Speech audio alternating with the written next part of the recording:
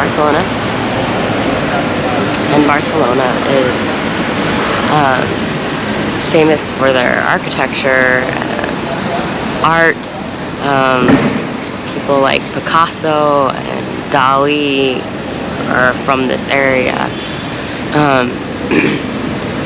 And there are amazing Picasso and Dali museums, but I unfortunately am technically only here on a layover, so I don't have enough time to go to those. But I am doing two Rick Steves walking tours of the area.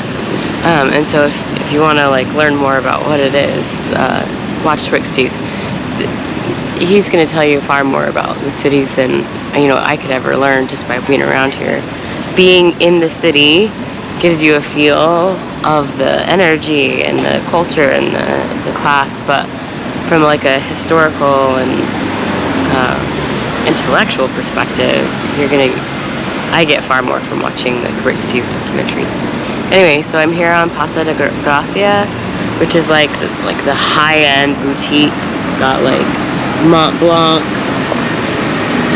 Dolce & Gabbana, Louis Vuitton, Jimmy Choo, like all the like really high-end stores that I've never even considered shopping in.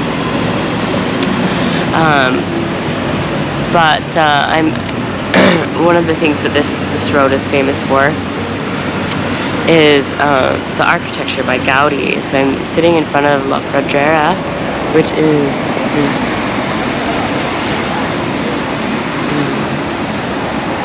I think it was originally like a home, like apartment building,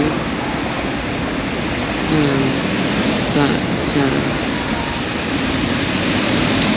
it's one of the most famous buildings here in Barcelona. And Gaudi, who is from Barcelona, is one of the most famous architects here. And it is so interesting as I walk around and I see all the different buildings. That even right down to the street lamps, everything is really ornate and well curated. Gaudi was from a style called Modernisme, which is I think like the European version of Art Nouveau.